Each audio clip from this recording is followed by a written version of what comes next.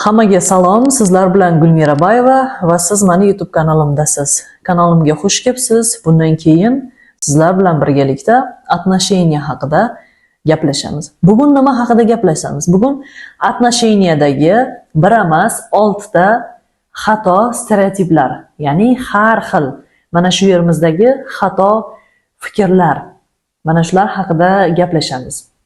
Har doim muhokamalarga sabab bo'lgan, har doim mana shu hech bir javobi topilmaydigan mavzularda sizlar bilan bugun suhbatlashamiz. Videoni oxirigacha ko'ring, obuna bo'lib qo'yishni unutmang. Tak, boshladik.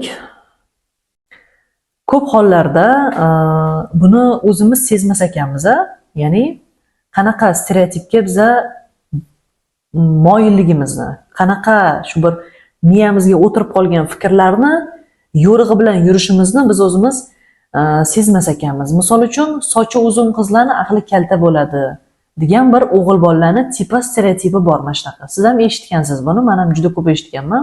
Sochi uzunni aqli kalta. Bu stereotip.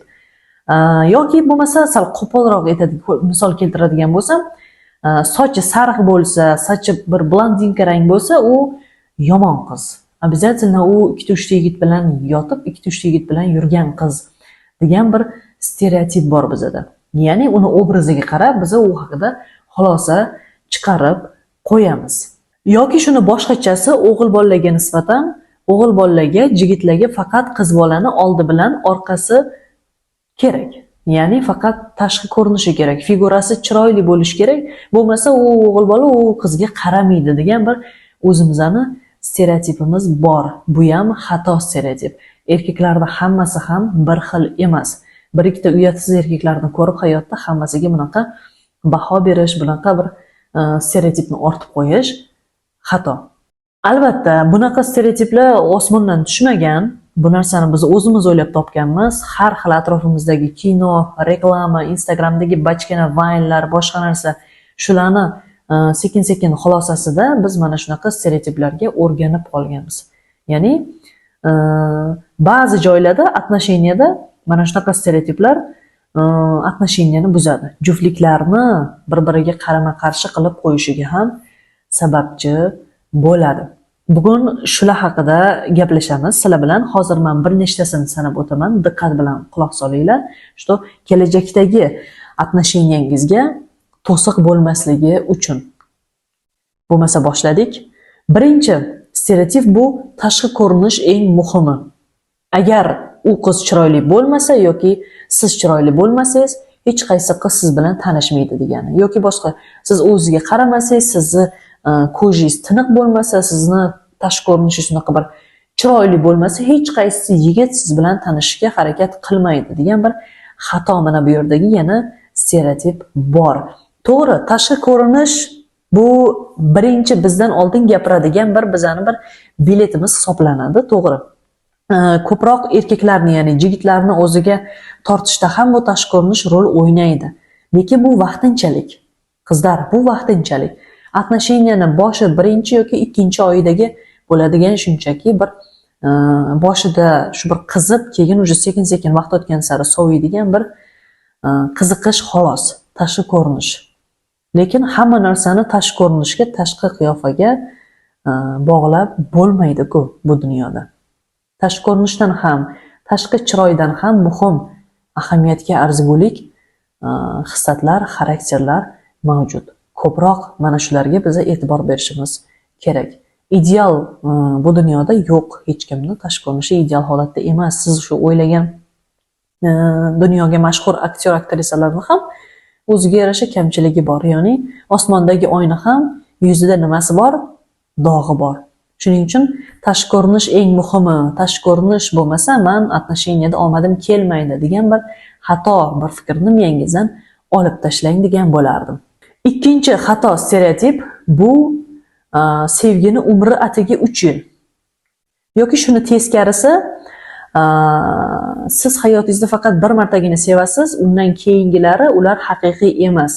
Haqiqiy sevgi hayotga bir marta keladi, ketadi. U ham bir 17, 18, 19 yoshda. Undan keyin uje unaqa sevgi qaytib kelmaydi degan bir xato stereotip bor. Xuddi shu stereotip menda ham bo'lgan.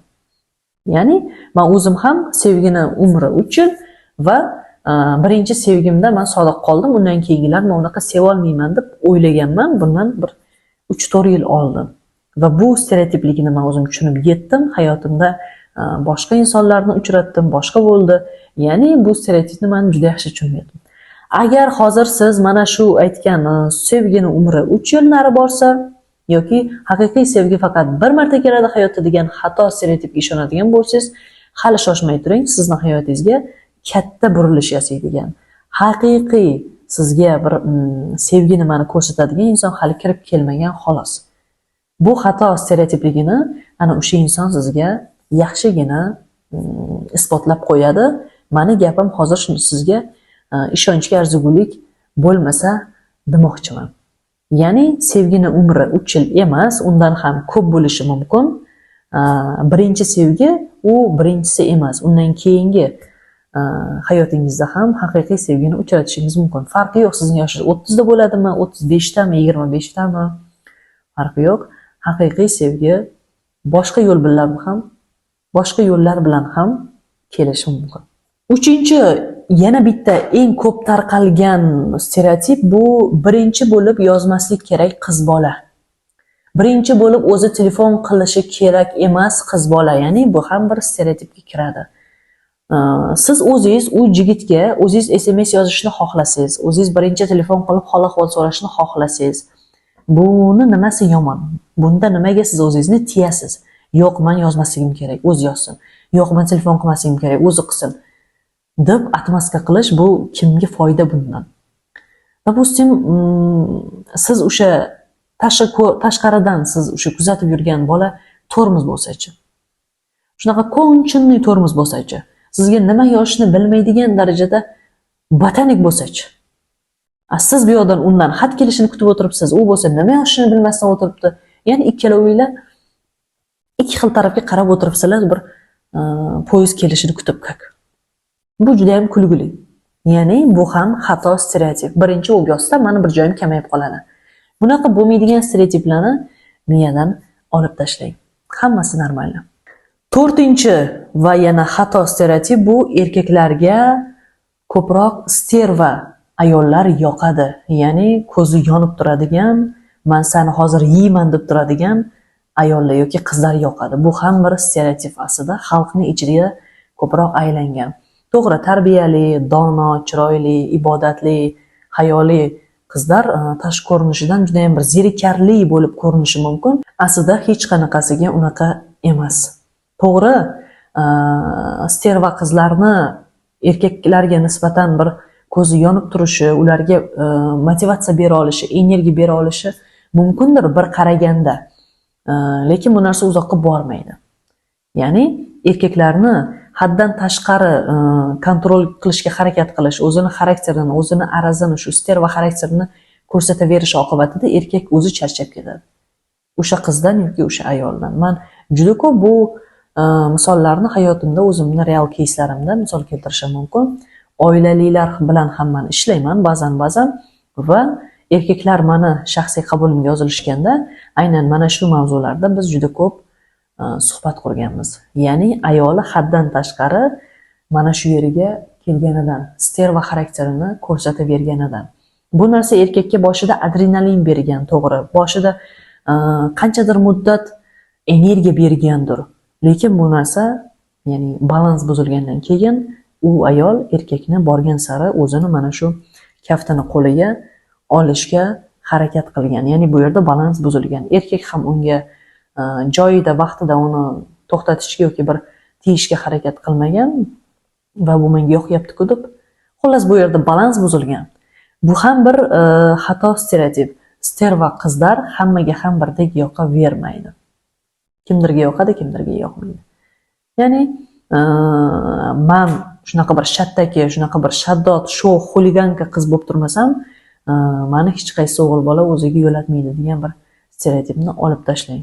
Sizda hammasi yaxshi, shunchaki o'zingizni tarbiyangiz, o'zingizni axloqingizni noto'g'ri yo'l bilan ko'rsatib shart emas qizlar, yanada. 5-chi yana bitta katta bir stereotip bu yigitingizni, turmush o'rtog'ingizni yoki bir unashtirilgan jigitingizni dugonalaringiz bilan tanishtirish xato. Ya'ni mana shunaqa stereotip bor. Tanishtirib qo'ysangiz, как будто dugonalaringiz o'sha jigitingizni sizdan tortib olib qo'yadi o'ziga qaratib. Shunaqa bir xato bir fikr bor biz qizlarni oramizda, to'g'rimi? Tanish holat. Ya'ni bundan kimga foyda? Agar dugonangiz sizni shu jigitingizga, bo'lajak turmush o'rtog'ingizga unashtirilgan yigitingizga zor bo'lganda, o'shani sizdan olib qo'yishni xohlaydigan bo'lganida, unaqa dugonani sizga nima keragi bor edi? Unaqa bir niyati bor buni deb o'ylaydigan bo'lsangiz, unaqa ishonmasangiz, u qizlar bilan siz nimaga dugona bo'lib yuribsiz degan. Ikkinchidan, bu yerda o'sha yigitni o'zida ham bir aql, farosat degan narsa yo'qmi? Boshqa qizlarga osongina ilinib ketadigan darajada bir noqib aytganda lattami? Ya'ni bu ham bir stereotip, xato. Bu narsani ham yo'qqa chiqarish kerak. Va nihoyat eng oxirgi stereotipga yetib keldik. Juda ko'p tarqalgan erkaklarning orasida bu narsa ko'proq yoshi kichkinasidan olsang, ertaga senga yaxshi xotin bo'ladi yoki tarbiya qilib olasan o'zing osongina. Mana shunaqa stereotip ham bor erkaklarimizni orasida. Mana o'zimdan ham juda ko'p konsultatsiyamga kelgan yigitlardan so'rayman, necha yosh qizga siz uylanishni xohlardingiz degan savolimga ko'proq shu 17-18 yoshdan keladi. Nimaga buncha yosh qizni siz tanlaysiz o'zingizga? O'zingizni yoshingiz bir 1-2 yosh kam 30 kelib qolgansiz desam, yoshi baribir yosh opa, ularni miyasi svejiy deydi. Ularni ertaga men to'g'ri yo'lga sola olaman, ertaga men o'zim tarbiya qila olaman deb o'ylashadi. Bu ham bir stereotip aslida. Tangani ikkinchi tomoni ham bor.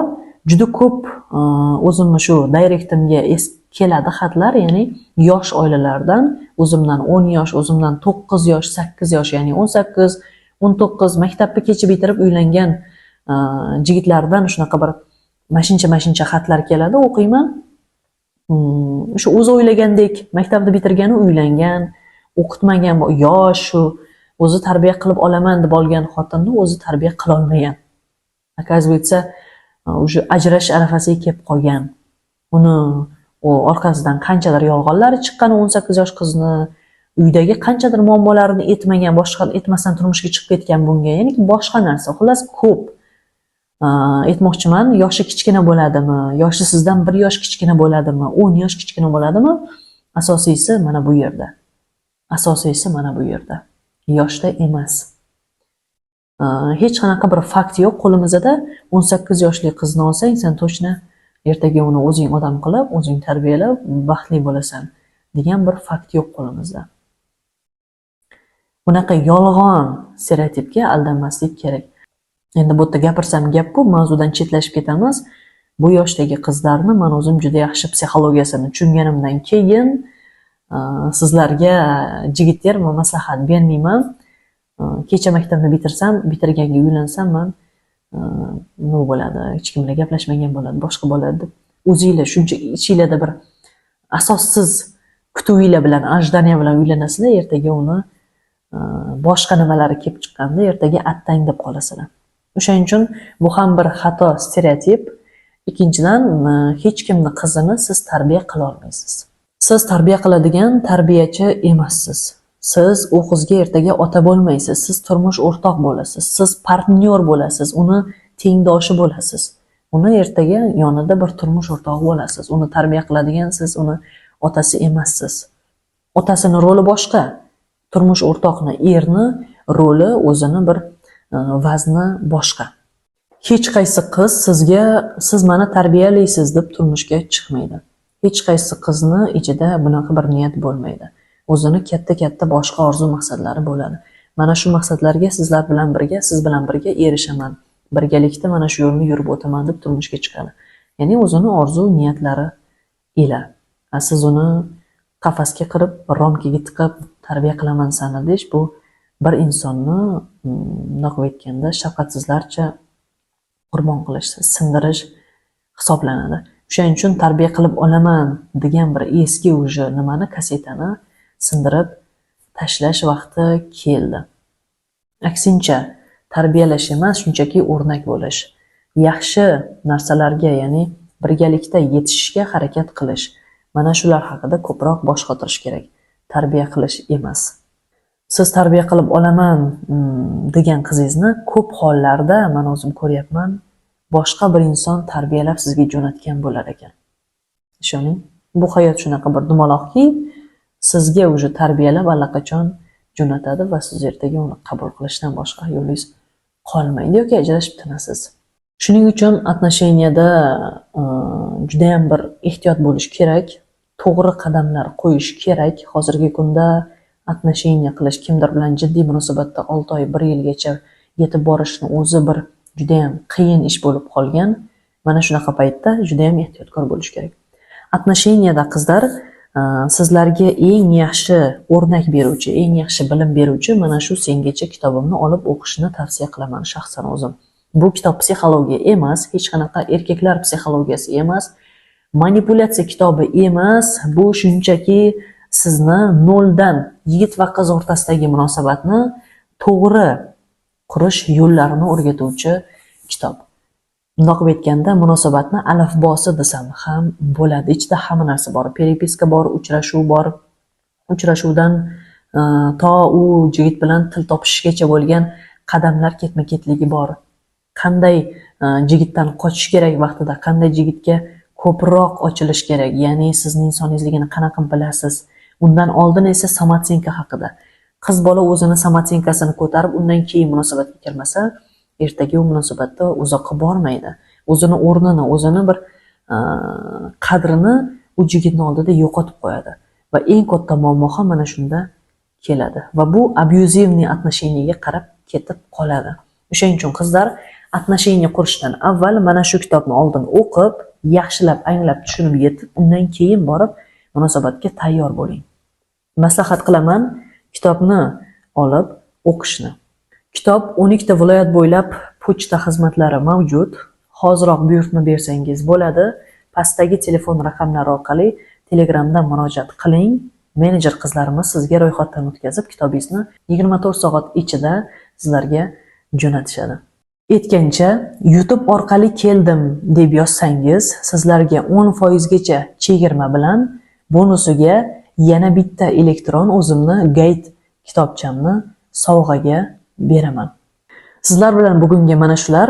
Keyingi videolarda ko'rishguncha xayr deb qolaman. Obuna bo'lishni unutmang va bu videoni hoziroq dugonalaringizga jo'natib qo'ying.